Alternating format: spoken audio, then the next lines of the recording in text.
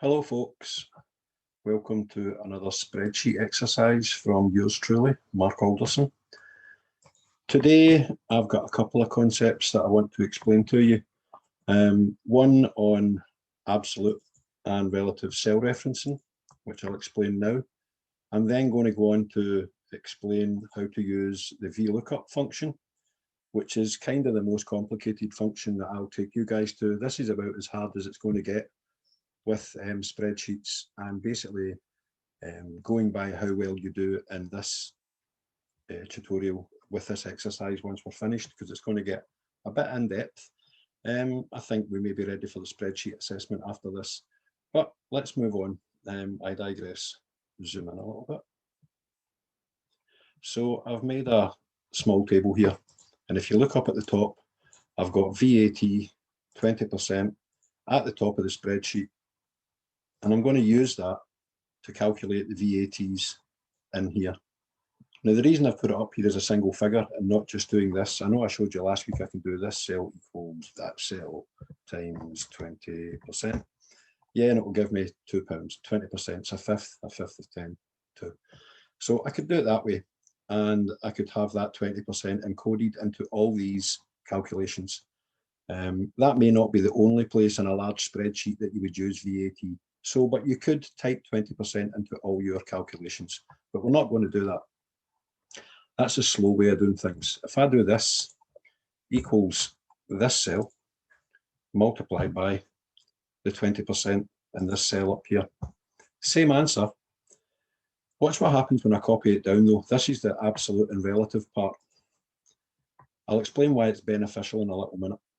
When I drag this down, normally using autofill, look, blank. It is not copying down what it's expected or what it should be doing.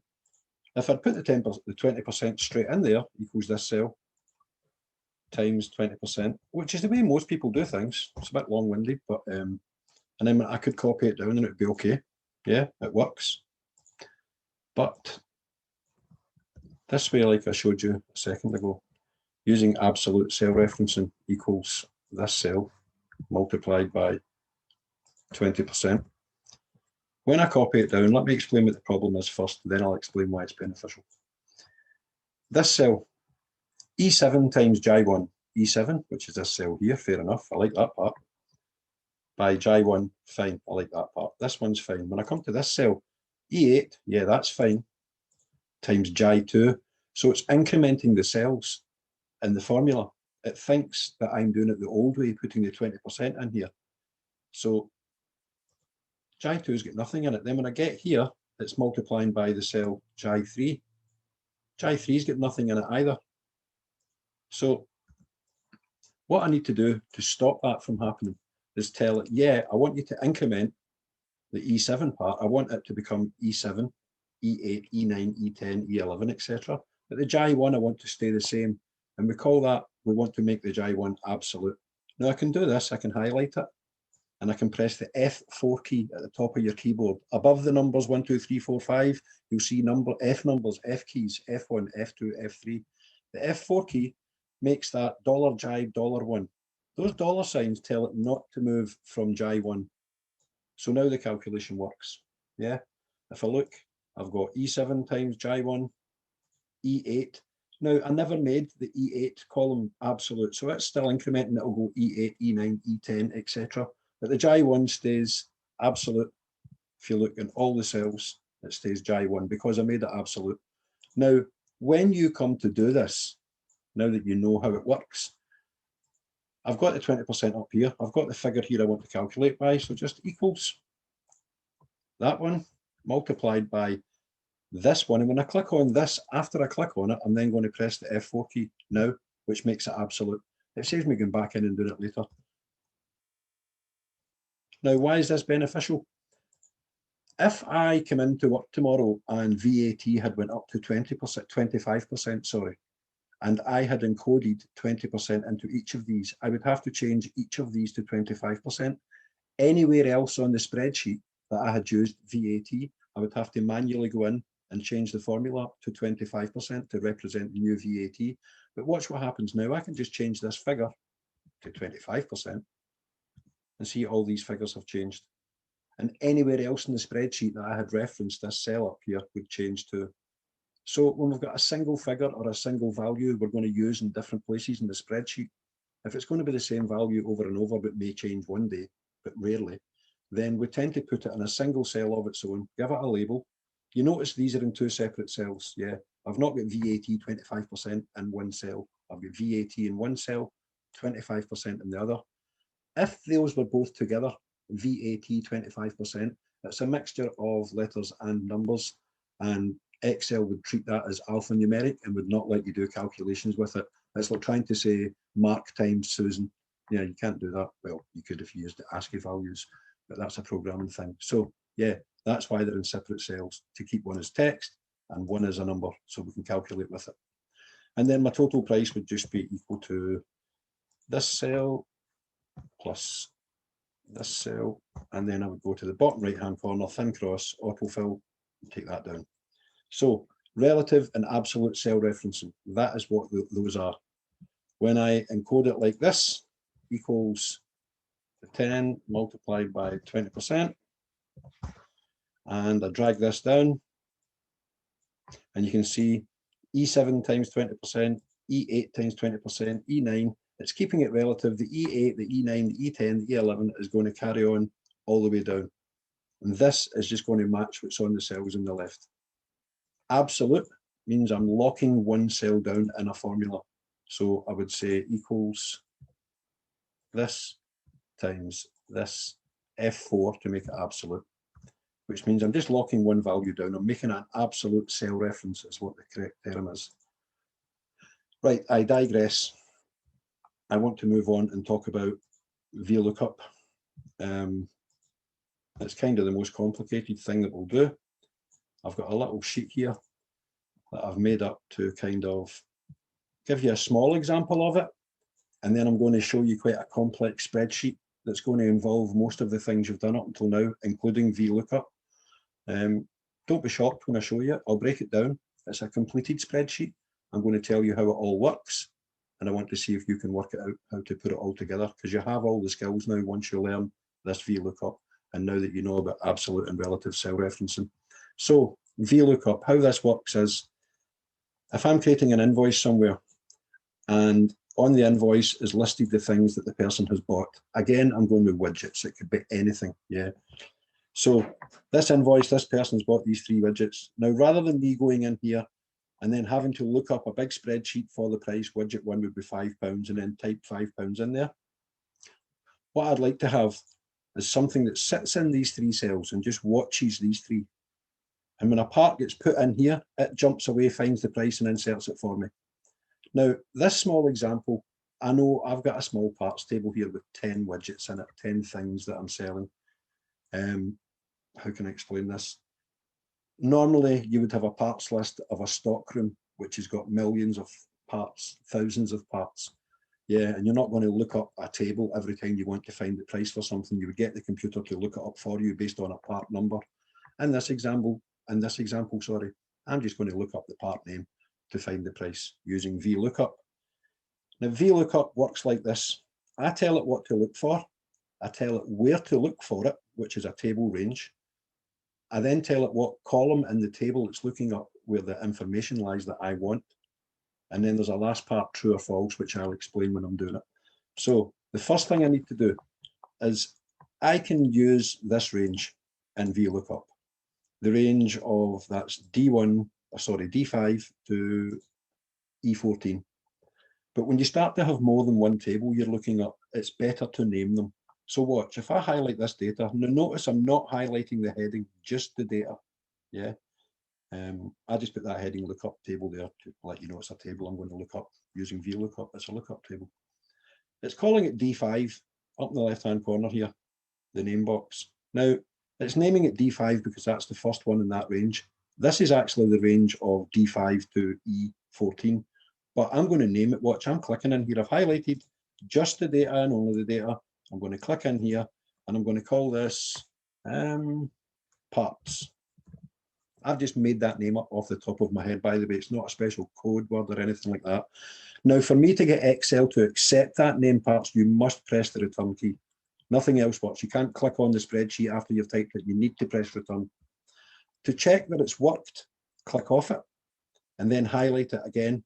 This time it won't say D5, it will say parts or the name you've given it, widgets, whatever you want. So now I have this here, this range of data in my spreadsheet. I can refer to that by the single word parts. Now watch. If you make a mistake naming a range, or if you miss a bit of data, where your named ranges are saved is here. This is important. In formulas, name manager. I've got a load in here, yeah, but there's one called parts. Now, rather than editing that, the easiest thing to do is just delete it, close this, and just go back and rename it again if you make a mistake. So in formulas, name manager is where you will find the names that you create for ranges, yeah. So with that in mind, I've got this, and it's called parts. Let me show you how vlookup works. Equals vlookup open bracket. The same as we've always done, the same as we've done with the if statements last week. We're done with min, max, average, sum, count, equals, function name, open bracket. Now look, vlookup, if statement last week, sorry, looked for 3 parts. Vlookup's looking for 4 things. 4 parts, a lookup value, table array, column index number, and a range lookup, all separated by 3 commas. Excuse me, frog in my throat. So, taking a drink. Lookup value is what I'm looking for. What I'm looking for is this part here. Click on it. J6, widget 1, comma. When I put the comma in, it jumps to the table array. The table array is where are you going to find this information? Well, I named that table parts, so parts. And if you watch when I type parts, it comes in red, and it highlights the table in red to let me know what I'm talking about, which is quite clever. Thanks, Excel. Another comma, I'm on to the third part, the column index number. Now what this is what column of the lookup table is the information on that I want. Now I want the price. So the price is column 2. Column 1 is always going to be the part, the name you're looking up usually. And then you could have columns 3, 4, 5, and 6, whatever you wanted to extract data. In this small example, our lookup table's only got 2 columns. I'm looking up column 1 and I'm getting the price from column 2. So I want column 2, the price, comma. Now this last part, true, approximate match, or false, an exact match. We are always dealing with exact matches, always put in false, enter. And if you look, it's jumped over here, it's found widget 1, it's found the £5, and it's entered it for me. Let me show you that again. How can I give you an example of a true or an approximate match? Because this is just looking up a table, like Google looks up a database when you type stuff into the internet. Sometimes you type into Google and you make a spelling mistake and it will say, did you mean this? Do you want me to look up this for you? It's giving you an approximation of what it thinks you've typed. That's an approximate match. Well, we're dealing with numbers and values here. So that's why we always take the exact match. False at the end, it's always false. So let me show you that again. Equals, vlookup, open bracket. First thing, lookup value. What do I want to find the value of? I want to find this, widget 4. So I'll click on it, comma. Where am I looking for this? In the parts table, comma. What column index number is the information I'm looking for? It's the price. It's in column 2 of the lookup table, so column 2. And always false because I want an exact match. £20 for widget 4. Yep. And again, equals vlookup, open bracket. Oh, I opened and closed them there. What am I looking for? This. Click on it. Chai, comma. Where am I looking for it? In the parts table, comma. What column is the data on that I want? Column 2, comma. False, because I want an exact match. Right, guys, that is how you use vlookup. Now remember, always name your range, top left-hand corner. Always press return after you have named your range, yeah? Let me show you a wee something else here. See this wee lookup table? Yes, I named it parts.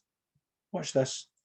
Let me make another range out of this table. I'm going to make 2 ranges with this one table and this one here. I'm going to name this widgets. Enter. And to make sure it's worked, I always do this. Highlight it, widgets, yeah, it's worked. watch this, guys. I showed you data validation last week. So if I highlight these 3 cells, I'm going to data validate them so that I can have a drop-down box to select any widget that I want in here. So data validation. Any value? No, I don't want any value in there. I want to select from a list, and the list is equal to widgets. Watch. Now I can select any one of these widgets. That's a better invoice where I can just select the parts from a menu system rather than typing them in. Again, anytime you make people select information within spreadsheets you create for them and do not allow them to type into your spreadsheet, there's less chance of them breaking your spreadsheet. So what I've done there then, if you look, I've got parts, which is all the data, not the heading, parts, and the actual part names, for want of a better name, I've just called them widgets. These 3 cells were data validated, which allows me then to select the widgets from a list. And these 3 cells have vlookup, yeah? And these 3 cells here with vlookup in them, their job is just to sit and watch these cells here, and whatever is in these 3 cells, go and look for them, find the price, dump it in the price column. That's all vlookup's doing. And obviously the total would be the auto sum, of these dump invoice. We could even maybe have tax up there, sorry, VAT up there, but we could have inserted. But that's vlookup. I do suggest you practice that quite a lot. Play with it till you become really familiar with it. Eventually you'll just type them off the top of your head without going back to this video and looking all the time. But just remember, it's vlookup, what you're looking for, where you're looking for, what column do you want the data from the place you're looking for, and then false at the end because it's always an exact match. Right, let me step this up a wee bit. Here's an invoice similar to this small one here, but it's a bit more in depth. Now, if you look at this spreadsheet here, guys, I'll show you the lookup tables in a wee minute. In this example, we had the lookup table on the same sheet as the invoice. That will never be the case in the real world. Your lookup tables would be in a separate spreadsheet or a separate worksheet, and your invoice would be in one, and it would look at them from behind the scenes. Yeah. So this invoice I've created, it's to build a PC. You can imagine this being on a PC shop like Curry's on their website, where you could go and select the parts that you want to build your own PC, and it builds an invoice for you. Yeah. Now, look, I'm able to select full, mini, or MIDI on the tower. I'll zoom in a bit. Hold on. Each of these are selectable. So for the keyboard, I've got 3 kinds of keyboards. I've got 3 kinds of mice. I've got 6 graphics cards, 6 different RAM configurations in gigabytes. Oh, wait a minute. These are the graphics cards. Oh, I've got 2 sets of graphics cards in here that looks at. Anyway, so let me just check that a second. Have I doubled up on this? Processors and graphics cards. Sorry, I was tripping there. Anyway, so these are all selectable, and I've got a few selections in each of these. The prices are just vlookups. So these 6 are vlookups that are watching these cells here, jumping behind the scenes and looking up these parts and grabbing the prices for them. This price is just a sum of these. The VAT is just the price multiplied by this 20% up here. The total cost is the price plus the VAT. Now, in the comment, I've given myself a budget of £4 grand, £4,000. So if I spend less than £4,000, it's under budget. If I spend more than £4,000, it's over budget. Yeah. I've also made a chart here. Yep. My PC prices, part names. And this is based on the money that has been spent, based on this here. The chart was made from this, which is a breakdown of your PC and the prices that you're building. Right. Anything else I need to explain about this? No. These are all just data validated, and I'll show you the tables in a minute that the information comes from. These are just vlookups that watch these, and anything that's in here, it goes and looks them up and grabs the price. This part I've just explained, and the if statement you done last week, and you done charts 2 weeks ago. This chart is created from this. Excuse me, and watch when I click on the chart, it usually shows you, yeah. If I click on the center part of the chart, you'll see it highlighting the area that the chart's made from. It's a wee tip that you might not have known. Right, where is all this made up from? This is the bit that looks good at the front end, but behind the scenes, I have this. I have 6 small tables. Why 6? Because the invoice allows me to select 6 parts, yeah? GPUs, video card, the RAM and its prices, processors, the tower to put the PC stuff in, keyboards and mice. Now watch, each one of these tables I've given 2 names, like I did on the widgets here. I remember I made the whole thing parts, and then I made this one widgets. The widgets part was allowed me to do the data validation so I could select them, and the whole thing parts was allowed me for my vlookups. So with that in mind, each of these tables, and I've tried to keep the names kind of so that I would remember them when I was doing the vlookups. Watch. In the GPU, I've selected the whole table and I've named it GPU price. That's what I'm going to be using in the vlookup, the whole table, GPU price, to grab the prices, hence why I called it GPU price. Then for the data validation part, for the drop-down selection, I just called it GPU. Yeah, so in the invoice for GPU, this part, this part, for the GPU, sorry, I'm daydreaming again, GPU, this one. Basically, this is using GPU, yeah, just the part for data validation. That's the name of that list, just GPU, this one, GPU. On the invoice for this, it's called, sorry, GPU, where is it? GPU price is what I'm using for the vlookup. So one of the lists in the table I'm using for the data validation, and then the other list I'm using for vlookup. So yeah, whole table for the vlookup, GPU price. For the data validation, GPU. RAM, whole table, RAM price. For the data validation, it's just called RAM, if you look up there. Processor, whole table, processor price. Widen that. Processor price, that allows me to vlookup it. And just the actual names, processor. Tower size, same again, whole table, tower price. Just the names, tower. Keyboards, whole table, keyboard price. Just the names, keyboard. And last but not least, mice, whole table, mice price. Mice price, oh, my poet didn't know it. And just the names, mice. There's a little bit here explaining what I've done and what I've just showed you. If you want to pause it and read this, it's an example of what I've just explained to you. So with these 6 small tables, yeah, you'll have to create these and name them. So that is why when I go into my formulas name manager, you can see that it starts to get a bit filled when you start using named ranges for vlookups. But anyone who has a business and you created an invoice for them, yeah, all the work would be done by you, hours of work to get these things created. All they would see is this. But every time they used it, it would save them a lot of time if they were doing it before having a spreadsheet created. So yeah, it's a lot of time setting these things up, but once you get it working, it's a lot easier to use.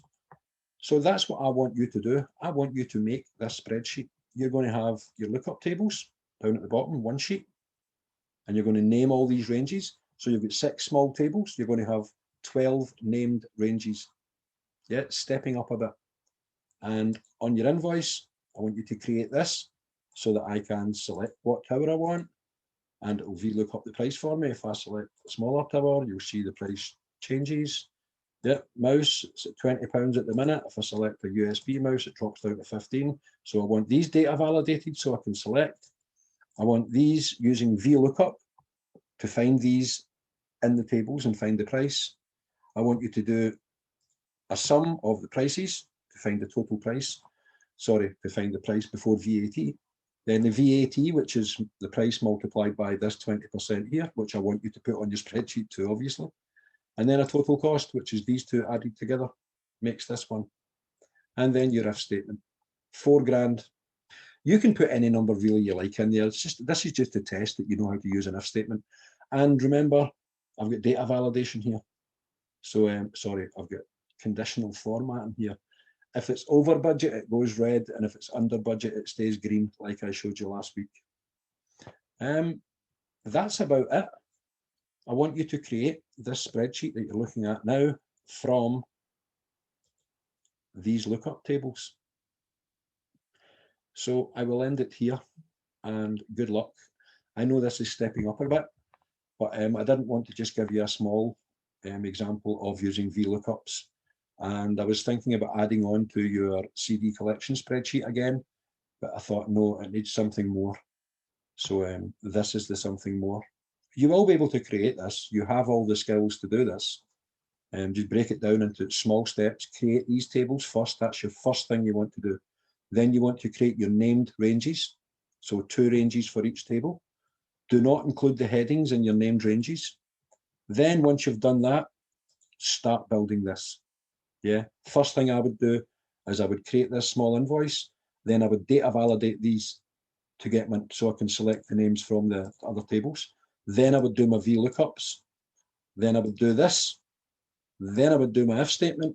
And then, last but not least, I would create my chart. Now this chart is quite clever. The chart's actually linked to the table. So if I change the prices of anything, you should see the chart changing too. Yeah, that just went up there. So the chart's linked to this invoice. The chart will grow and shrink based on your choices here. Good luck. I will see you in class. Bye.